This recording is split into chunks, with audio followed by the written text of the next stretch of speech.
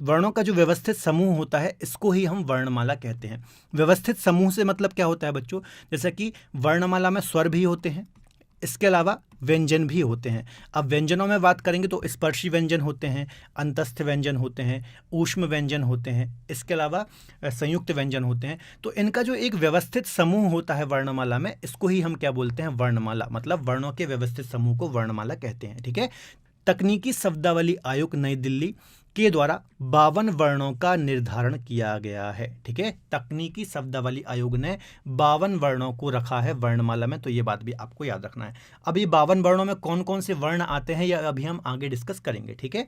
इसके अलावा चूंकि वर्णमाला में एक यहाँ पर शब्द लगा हुआ है वर्ण, तो इसको भी हम समझ लेते हैं कि आखिर वर्ण की मीनिंग क्या होती है।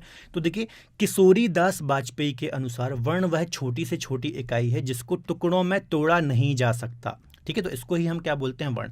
आप में से बहुत सारे बच्चे कंफ्यूज हो रहे होंगे, तो इसको हम थोड़ा एग्जाम्पल से समझते हैं। देखिए, जैसे राम लिखा हुआ है, तो राम कैसे बना है, जो राम शब्द है ये कैसे बना है, आधा रा प्लस बड़ा, आधा माँ प्लस छोटा। तो इस प्रकार से ये राम शब्द बना हुआ है। ठीक है। अब इसमें जो आप ये आधा रा और आधा माँ देख रहे हैं, इसको ही हम क्या बोलते हैं, इनको ही हम बोलते हैं बच्चों वर्ण। ठीक है। तो अब हम इसकी डेफिनेशन को पढ़ते हैं। किशोरी दास वाजपेयी के अनुसार वर्ण वह छोटी से छोटी इकाई है जिसको टुकड़ों में नहीं तोड़ा जा सकता। अर्थात जो ये आधा रा दिख रहा है, इसको आप और नहीं तोड़ सकते। ठीक है। तो इसको ही हम बोलेंगे वर्ण, या फिर ऐसे भी बोल सकते हैं सबसे छोटी लिखित इकाई, मतलब सबसे छोटी लिखित इकाई को ही हम क्या बोलते हैं, वर्ण बोलते हैं। ठीक है। इसी का थोड़ा सा बड़ा रूप आप ऐसा बोल सकते हैं कि अक्षर होता है। जैसा कि आधा रा है, इसमें यदि आप छोटा आ या फिर बड़ा आ जोड़ देंगे तो क्या बन जाएगा, रा में आ की मात्रा रा बन जाएगा। ठीक है। तो इसको हम क्या बोलेंगे, इसको हम बोलेंगे अक्षर।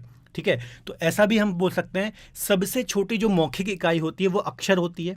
ठीक है। सबसे छोटी लिखित इकाई क्या होगी, वर्ण होगी, और सबसे छोटी मौखिक इकाई अक्षर होगी। क्योंकि जो ये अक्षर है रा, इसको हम बोल सकते हैं, लेकिन जो ये आधा रा है वर्ण, इसको हम बोल नहीं सकते। बिना स्वर की सहायता से हम इसको बोल नहीं सकते। ठीक है। तो सबसे छोटी जो लिखित इकाई होगी वो वर्ण होगी, और सबसे छोटी मौखिक इकाई होगी वो अक्षर होगी। सीधा एग्जाम में ऐसा ही क्वेश्चन आता है। देखिए, हिंदी भाषा की सबसे छोटी लिखित इकाई कौन सी होती है, वर्ण होती है, तो ये बात आपको याद रखना है। और सबसे छोटी मौखिक इकाई कौन सी होती है, तो अक्षर होती है।